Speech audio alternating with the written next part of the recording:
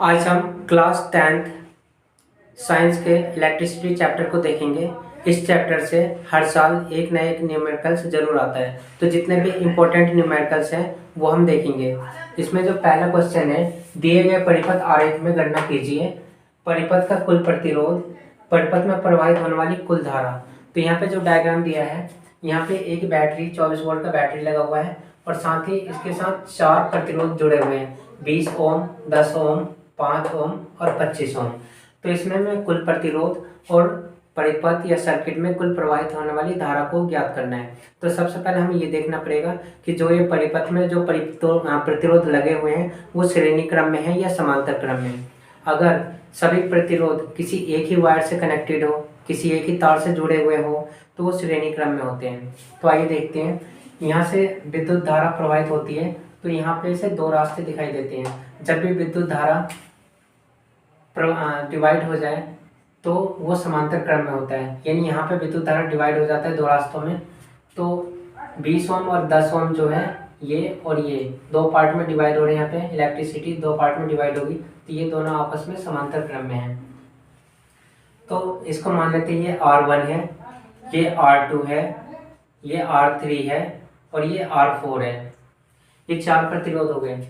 तो ये आपस में एक ही वायर से कनेक्टेड है, तो ये श्रेणी क्रम में है। यहाँ भी ये दोनों प्रतिरोध आपस में एक ही वायर से कनेक्टेड है, तो ये भी श्रेणी क्रम में है। तो पहले इन दोनों को सॉल्व कर लेंगे, फिर इन दोनों को सॉल्व कर लेंगे। तो पहले देखते हैं, R1 तथा R2 श्रेणी क्रम में है, श्रेणी क्रम में है, इसलिए R डैश जो होगा वो R1 प्लस R2।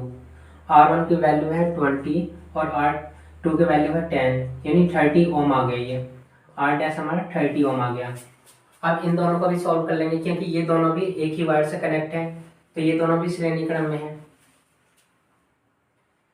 पुनः R3 तथा R4 श्रेणी क्रम में है। तो R डबल डैश जो होगा वो R3 और R4 के बराबर होगा। यहाँ पे 5 ओम और ये 25 ओम है, यानी कि 25 और 5 30 ओम। R डबल डैश 30 ओम हो गया। अब हम इन दोनों को सॉल्व कर चुके हैं इसे और इसे, तो डायग्राम को थोड़ा सा चेंज करते हैं, क्योंकि इन दोनों को सॉल्व करके जो हमारा प्रतिरोध आया था वो था 30 ओम। तो इसको दो ना मान के एक ही मान लिया हमने 30 ओम का प्रतिरोध, और इसको भी सॉल्व करके जो वैल्यू आई थी वो भी है 30 ओम, तो इनको भी एक ही प्रतिरोध मान लेंगे, ये 30 ओम हो गया। अब इन दोनों को देखेंगे तो ये दोनों जो आपस में है ये समांतर क्रम में है, तो इन दोनों का तुल्य प्रतिरोध या कुल प्रतिरोध जो है वो समांतर क्रम में है, तो वो ज्ञात कर लेते हैं। इसको हमने R डैश मान रखा है और इसको R डबल डैश मान रखा है। तो R1 R डैश तथा R डबल डैश समांतर क्रम में है, समांतर क्रम में है। तो इसका जो फॉर्मूला होगा तुल्य प्रतिरोध का 1/R equal to 1/R dash और 1/R double dash. Value put करते हैं।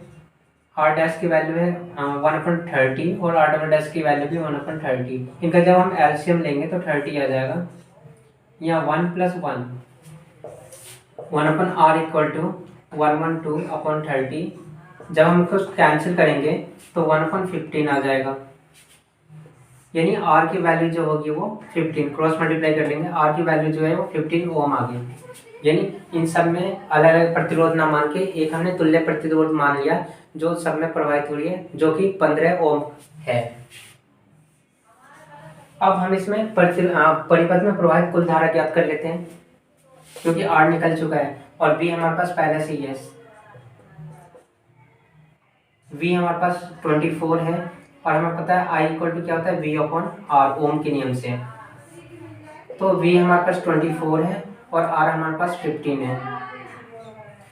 इनको कैंसिल करेंगे, 3 8 = 24 और 3 5 = 15, यानी I इक्वल टू 8/5 एम्पियर। तो कुल परिपथ में जो है वो 8/5 एम्पियर की धारा प्रवाहित हो रही है। किसी परिपथ में 5 ओम के 4 प्रतिरोध कुछ इस प्रकार से जुड़े हुए हैं। तो परिपथ का कुल प्रतिरोध हमें ज्ञात करना है। तो इस परिपथ को देखें तो 5 ओम और 5 ओम के दो प्रतिरोध यहाँ पे जुड़े हुए हैं और कुछ ऐसे ही 5 और 5 ओम के दो प्रतिरोध यहाँ पे जुड़े हुए हैं। तो यहाँ से अगर विद्युत धारा प्रवाहित होती है तो यहाँ पे दो भागों में विभाजित हो जाती है, यानी कि ये दोनों आपस में समांतर क्रम में है। जब हम आगे बढ़ेंगे तो यहाँ भी विद्युत धारा दो भाग में विभाजित हो रही है, तो ये भी समांतर क्रम में है। तो इन दोनों को पहले इन दोनों को सॉल्व करेंगे, समांतर क्रम में है, फिर इन दोनों को सॉल्व करेंगे, ये भी समांतर क्रम में है। उसके बाद जो रिजल्ट आएगा उसको आपस में सॉल्व कर देंगे। तो पहले इसको R1 मान लेते हैं, इसको R2 मान लेते हैं, इसको R3 मान लेते हैं, इसको R4 मान लेते हैं। अब ये R1 और R2 समांतर क्रम में है। हल R1 तथा R2 समांतर क्रम में है, समांतर क्रम में है। तो 1/r डैश बराबर 1/r1 plus 1/r2 value put करेंगे। 1/r डैश बराबर 1/r1 की वैल्यू 5, 1/r2 की वैल्यू 5। 5 और 5 का एलसीएम 5 आ जाएगा, ऊपर 1 + 1 यानी 1/r डैश इक्वल टू 2/5। तो r अगर r1 निकालेंगे यानी क्रॉस मल्टीप्लाई करके तो 5/2 आ जाएगा। इसको ऐसे रहने देते हैं क्योंकि यह वैल्यू भी सेम है और समांतर क्रम में है, तो जो r डबल डैश होगा उसकी वैल्यू भी सेम यही आएगी। इसी प्रकार r डबल डैश जो होगा 5.2 ओम ही आएगा, क्योंकि दोनों सेम है और दोनों ही समांतर क्रम में है, तो दोबारा से निकालने की जरूरत नहीं है। अब इस डायग्राम को थोड़ा सा चेंज करते हैं। ये हमने सॉल्व कर लिया और इसको हम लिख सकते हैं 5/2, यानी यहाँ पे अब जो रेसिस्टेंट या प्रतिरोध है वो है 5/2। इसको हमने r डैश मान रखा है, इसको भी चेंज करते हैं। ये सॉल्व कर लिया है हमने, ये भी बन गया r डबल डैश और ये भी है 5/2 ओम। अब ये दोनों एक ही वायर से कनेक्ट हो रहे हैं, इसका मतलब ये श्रेणी क्रम में है।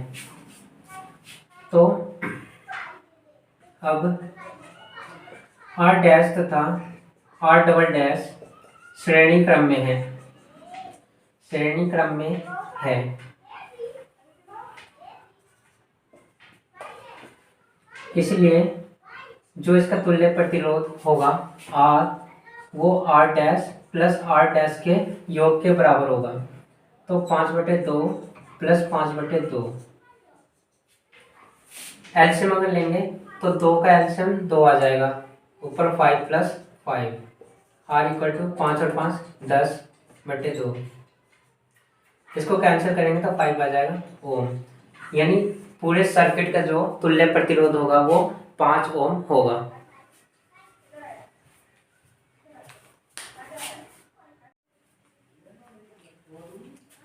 अब अगला क्वेश्चन देखते हैं। यहाँ पर 2 ओम, 3 ओम तथा 6 ओम के 3 प्रतिरोधकों को किस प्रकार संयोजित करें कि कुल प्रतिरोध 4 ओम हो। आवश्यक गणना देते हुए आरेख सहित दर्शाइए।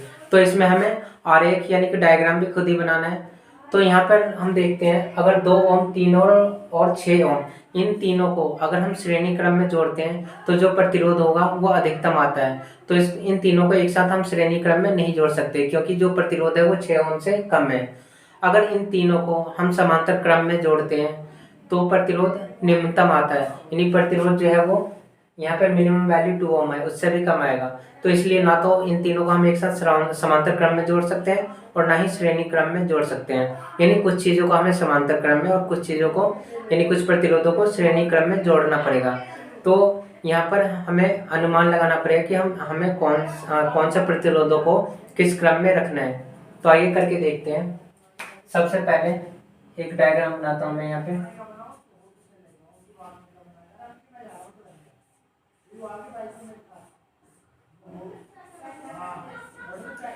यहाँ पर 3 ओम और 6 ओम को समांतर क्रम में रख लेते हैं और 2 ओम जो है वो श्रेणी क्रम में, और इसका कुल प्रतिरोध निकालते हैं, तुल्य प्रतिरोध। अगर इसे निकालने के बाद भी आंसर नहीं आया तो इसको चेंज कर लेंगे, यानी ये जो श्रेणी क्रम में रखा है इसे इन दोनों की जगह किसी एक से रिप्लेस कर देंगे। पहला जो प्रतिरोध है इसको R1, इसको R2 और इसको R3 मान लेते हैं। अब R1 तथा R2 समांतर क्रम में है, समांतर क्रम में है, तो R डैश जो होगा वो 1/R1 प्लस 1/R2 के बराबर होगा। 1/R डैश बराबर 1/R1 की वैल्यू है 3 और 1/6। इनको जब सॉल्व करेंगे 3 और 6 का जो एलसीएम होगा वो 6 आएगा। 3 2 6 और 2 1 2 2, पर ये दोनों 6 है तो 1 ऐसे ही आ जाएगा। 1/R डैश बराबर 3/6 मीन्स 1/R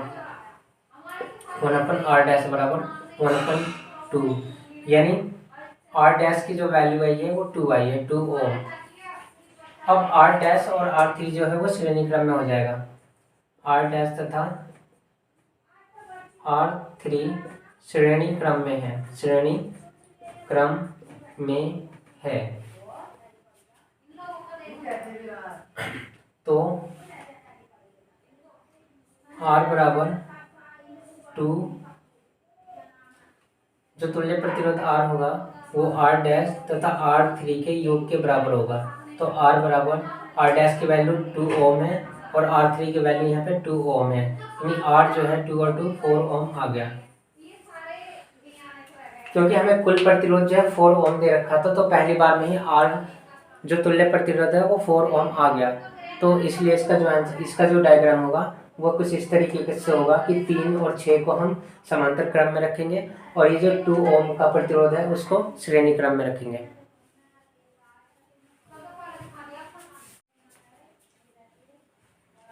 अगला क्वेश्चन देखते हैं। एक परिपथ में 3 प्रतिरोध 4 ओम, 6 ओम और 8 ओम के 3 प्रतिरोध श्रेणी क्रम में जुड़े हुए हैं। तो सबसे पहले हमें इनका परिपथ यानी कि डायग्राम बनाना है और दूसरे में इस परिपथ में प्रवाहित होने वाली कुल धारा की मात्रा बतानी है। तो आइए देखते हैं। पहले इसका डायग्राम बना लेते हैं हम। उपर्युक्त का परिपथ चित्र बनाइए। क्योंकि ये तीनों श्रेणी क्रम में है तो श्रेणी क्रम में जो होता है एक ही वायर से कनेक्ट होते हैं, तो हमको एक साथ कनेक्ट कर सकते हैं। ये कुंजी हो गई, चाहो तो इसमें एम्पीयर मीटर लगा सकते हैं, एम मीटर लगा सकते हैं, और यहाँ पे एक बैटरी हमने कनेक्ट कर दी जो कि 9 वोल्ट की है। ये माइनस का टर्मिनल है, ये प्लस टर्मिनल है, और करंट जो है प्लस से माइनस की तरफ फ्लो होते हैं। 4 ओम, 6 ओम और ये 8 ओम।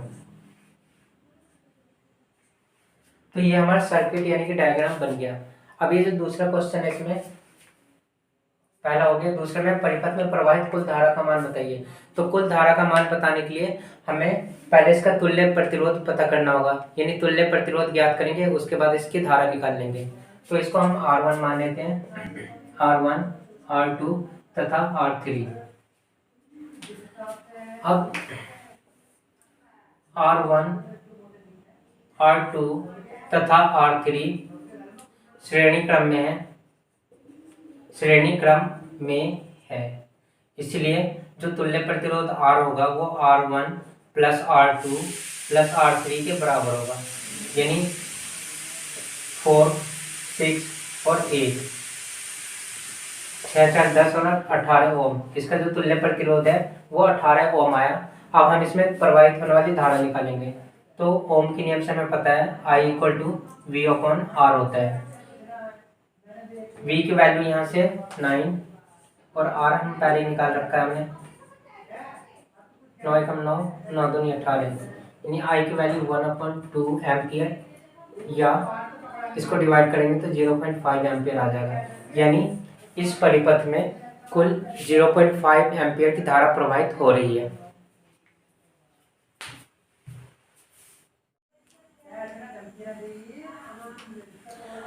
अब अगले क्वेश्चन को देखते हैं। यहाँ पे एक सर्किट दिया हुआ है, इसमें सी तथा डी का कुल प्रतिरोध ज्ञात करना है, सी और डी के बीच में टोटल प्रतिरोध कितना है। उसके बाद ये जो पूरा सर्किट है, पूरे सर्किट में कितनी विद्युत धारा प्रवाहित हो रही है, यानी कितना करंट फ्लो हो रहा है, वो हमें बताना है।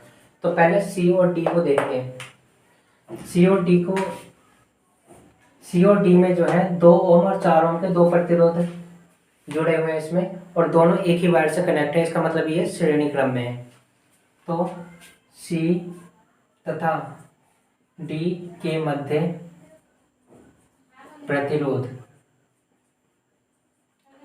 R इक्वल टू, ये इन दोनों को डायरेक्ट प्लस कर देंगे, 2 + 4 यानी कि 6 ओम आ जाएगा। क्वेश्चन 1 हो गया हमारा। अब इसमें बैटरी द्वारा प्रवाहित कुल धारा ज्ञात करनी है, क्योंकि कुल धारा ज्ञात करने के लिए हमें पूरे सर्किट का प्रतिरोध पता होना चाहिए। तो सी और डी के बीच का प्रतिरोध 6 ओम आ गया, और इसके नीचे एक और वायर है ए और बी, यहाँ इसके बीच का जो प्रतिरोध है वो 6 ओम का है। यहाँ से जैसे ही करंट फ्लो होता है, इसको दो रास्ते दिखाई देते हैं, एक तो इसमें I2 करंट फ्लो हो रहा है, और दूसरे में ऊपर वाले में I1 करंट फ्लो हो रहा है, यानी I1 और I2 समांतर क्रम में है। तो इन दोनों को CD और AB के मध्य हमें प्रतिरोध ज्ञात करना होगा पहले, और CD और AB जो है वो समांतर क्रम में है। तो CD तथा AB समांतर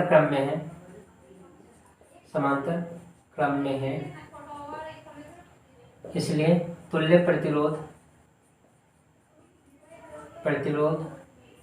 1/R बराबर, इसका सॉल्व करके 6 आया था, तो 1/6, और इसमें 6 दे रखा है, यानी 1/6, यानी 1/R इक्वल टू 6, और 6 का एलसीएम 6 आ जाएगा, 1 + 1, यानी 1/R इक्वल टू 2/6। इसको चाहे तो कैंसिल कर सकते हैं, 2/6, 2 × 2 और 2 × 3 = 6, यानी 1/R इक्वल टू 1/3, यानी R की वैल्यू 3 ओम आ गई। यानी पूरे सर्किट में या पूरे परिपथ की बात करें तो इसमें 3 ओम का प्रतिरोध है। अब इन्होंने पोटेंशियल डिफरेंस यानी कि विभवांतर 3 ओम दे रखा है, यानी 3 ओम की 3 वोल्ट की बैटरी लगा रखी है। तो इसमें हमें पूरे परिपथ में धारा ज्ञात करनी है। तो ओम के नियम से हमें पता है I इक्वल टू V/R। तो I इक्वल टू V की वैल्यू 3 है और R की वैल्यू भी 3 है, 3 से 3 cancel, I equal to 1 ampere, यानी पूरे परिपथ में 1 एम्पियर की धारा प्रवाहित हो रही है।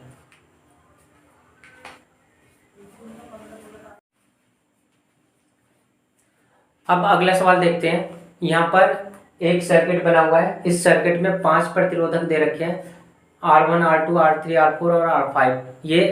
ये प्रतिरोधक 12 वोल्ट की बैटरी से संयोजित है। तो इस परिपथ में प्रवाहित होने वाली कुल धारा ज्ञात करनी है। तो पहले सबसे पहले इनकी वैल्यू को लिख देते हैं। R1 की वैल्यू है यहाँ पे 10 ओम, R2 की वैल्यू है यहाँ पे 40 ओम, R3 की वैल्यू 30 ओम, R4 की वैल्यू 20 ओम, और R5 की वैल्यू जो है वो 60 ओम है। इन सब की वैल्यू को लिख लिया, और साथ ही जो बैटरी है वो 12 वोल्ट की बैटरी लगी हुई है। तो इसमें हमें पूरे सर्किट में या पूरे परिपथ में धारा को ज्ञात करना है। तो विद्युत धारा को ज्ञात करने के लिए हमें पूरे सर्किट का प्रतिरोध यानी कि तुल्य प्रतिरोध पता होना चाहिए। तो यहाँ पे 2 ब्लॉक बने हुए हैं। यहाँ से अगर करंट फ्लो होता है तो पहले तो यहाँ पे करंट जो है, यहाँ के करंट के जाने के 2 रास्ते दिखाई दे रहे हैं, करंट इधर से भी फ्लो होगा और करंट इधर से भी। इसका मतलब ये दोनों R1 और R2 जो है वो समांतर क्रम में। साथ ही जैसे इधर को देखते हैं, यहाँ से भी करंट को 3 रास्ते दिखाई देते हैं, R3, R4 और R5, यानी ये तीनों भी आपस में समांतर क्रम में है। तो पहले इन दोनों को अलग अलग सोल्व कर लेंगे, R1 और R2 को समांतर क्रम में सोल्व कर लेंगे, और R3, R4 और R5 को भी समांतर क्रम में सोल्व कर लेंगे। R1 तथा R2 समांतर क्रम में है, तो इसका जो प्रतिरोध होगा R' वो होगा 1/R1 प्लस 1/R2, 1/R' बराबर 1/ इसकी वैल्यू है 10 और इसकी वैल्यू है 40। 1/R' बराबर 10 और 40 का एलसीएम लेंगे तो 40 आएगा, 10 4 जा 40 यानी कि 4, और ये दोनों सेम है यानी 1 ऐसे ही आ जाएगा। 1/r dash equal to 5/40। इन दोनों को सॉल्व करेंगे, 5 1 जा 5, 5 8 जा 40, यानी 1/r डैश जो है वो 1/8 आया। यानी यहाँ से r डैश की जो वैल्यू आएगी वो 8 ओम की आएगी, 8 ओम। अब इनको भी सॉल्व कर लेते हैं, R3 R4 और R5, R3 R4 तथा R5 समांतर क्रम में है। तो इसका जो r डबल डैश निकलेगा वो होगा 1/r3 1/r4 plus 1/r5। 1/r double dash बराबर 1/r3 की वैल्यू यहाँ 30 है, R4 की वैल्यू यहाँ पे 20 है और R5 की वैल्यू 60 है। 1/r डबल डैश बराबर, अगर इनके हम एलसीएम को निकालेंगे 30 20 और 60 तो 60 आ जाएगा। 32 से 60 यानी कि 2, 23 से 60 यानी कि 3, और ये दोनों सेम है तो 1 ऐसे ही आ जाएगा। 1/r डबल डैश जो होगा 3 और 2 5 और 1 6 यानी 6/60। इसको कैंसिल करेंगे तो 6 1 जा 6, 6 10 जा 60, यानी 1/r डबल डैश जो होगा 1/10, यानी r डबल डैश जो होगा डबल डैश जो है वो 10 ओम के बराबर है। अब इन दोनों को सॉल्व कर लिया और इन दोनों को सॉल्व कर लिया। अब ये दोनों जो है एक ही वायर से दोनों कनेक्ट हो गए, यानी कि r डैश और r डबल डैश दोनों श्रेणी क्रम में होंगे। अब तो इनका जो तुल्य प्रतिरोध आएगा, r डैश तथा r डबल डैश श्रेणी क्रम में, यानी तुल्य प्रतिरोध r जो होगा वो r डैश की वैल्यू जो आई थी हमारी 8 ओम और इसकी जो वैल्यू है वो 10 ओम, 8 प्लस 10 यानी कि 18 ओम। अब पूरे सर्किट का हमें प्रतिरोध तुल्य प्रतिरोध मिल गया। अब हम इसमें करंट को आसानी से ज्ञात कर सकते हैं ओम के नियम से। I इक्वल टू परिपथ में धारा I बराबर V/R, I बराबर V की वैल्यू वहाँ पे है 12 और R की वैल्यू है 18। जब इनको कैंसिल करेंगे 6 2 जा 12, 6 3 जा 18, यानी I इक्वल टू 2/3, यानी इसको अगर डिवाइड करेंगे तो 0.67 एम्पियर आ जाएगा।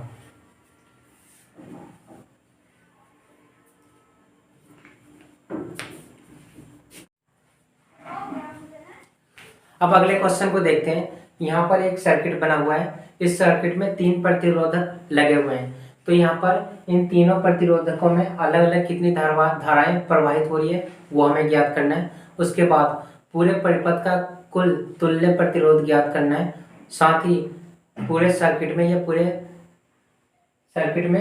परिपथ में प्रवाहित कुल धारा ज्ञात करना है। तो सबसे पहले ये जो 3 प्रतिरोधक है इसमें अलग अलग धाराएं कितनी प्रवाहित हो रही है वो ज्ञात करते हैं। क्योंकि ये तीनों प्रतिरोधक जो है वो एक के नीचे एक लगे हुए हैं, इसका मतलब ये समांतर क्रम में है। और समांतर क्रम में जो वोल्टेज होती है या उनकी पोटेंशियल डिफरेंस जो होता है वो इक्वल होता है, यानी इन तीनों में ही 12 वोल्ट की पोटेंशियल डिफरेंस या विभवांतर है।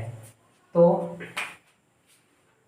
इसे R1 मान लेते हैं, इसे R2 और इसे R3। तो प्रत्येक प्रतिरोधक में प्रवाहित धारा I1 बराबर हो जाएगा V/R1। V की वैल्यू 12 वोल्ट है और R1 की वैल्यू 5 है। तो I1 बराबर 12/5 एम्पियर।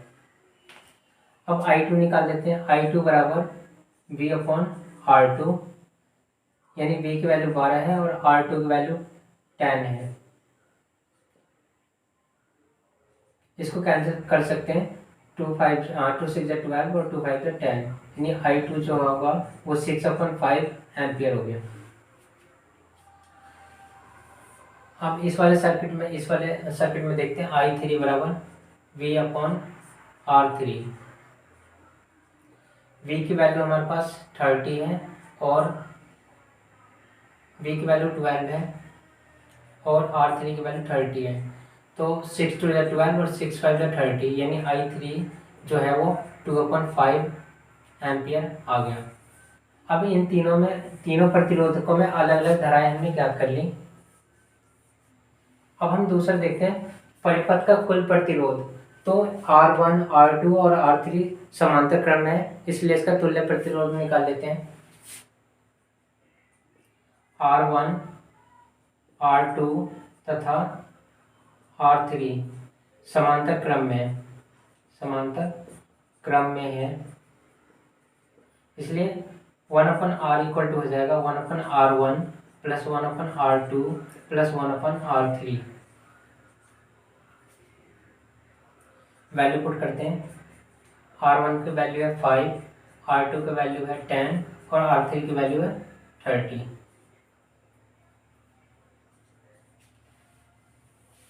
यानी 1/R जो होगा, इन तीनों का एलसीएम अगर निकालेंगे 5, 10 और 30 का, तो 30 आ जाएगा। 5 6 या 30 यानी कि 6, 10 3 या 30 यानी कि 3, और ये सेम है 30 30 तो 1 आ जाएगा। 1/R इक्वल टू 6 और 3 9 और 1 10/30। 10 1 या 10, 10 3 या 30, 1/R इक्वल टू 1/3, यानी R की वैल्यू जो है वो 3 ओम। यानी परिपथ का कुल प्रतिरोध 3 ओम होगा। उसके बाद परिपथ में प्रवाहित कुल धारा बतानी है। तो ओम के नियम से I equal to V/R। V हमारे पास 12 है और R हमारे पास 3 है। इसको कैंसिल करेंगे तो 3 4 से 12, यानी I जो है वो 4 एम्पियर। यानी पूरे परिपथ में 4 एम्पियर की धारा प्रवाहित होगी।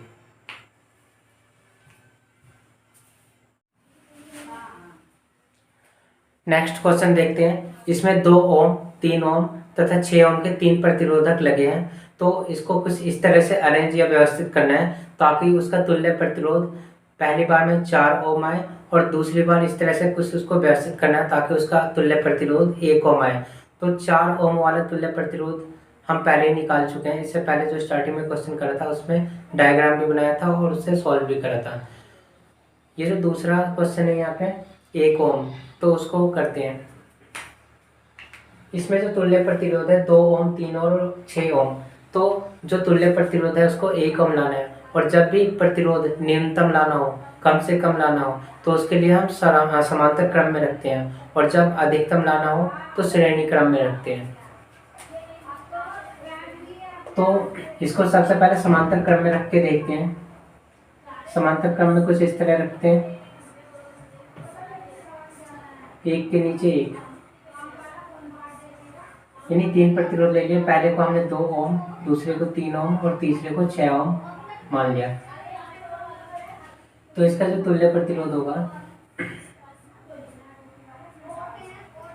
इसको R1 मान लेते हैं, R2 मान लेते हैं और ये R3। तो R बराबर 1/R1 1/R2 plus 1/R3। Value put करते हैं। R1 की वैल्यू 2 है, R2 की वैल्यू 3 है और R3 की वैल्यू 6 है। इनका जब हम एलसीएम निकालेंगे तो 6 आ जाएगा। 2 3 जा 6 यानी कि 3, 3 2 जा 6 यानी कि 2 और 6 1 जा 6 यानी कि 1। 1/R इक्वल टू 3 2 5 1 6/6, 6 से 6 कैंसिल यानी कि 1 आ जाएगा। 1/R equal to 1, R equal to 1 ohm. यही हमें लाना था।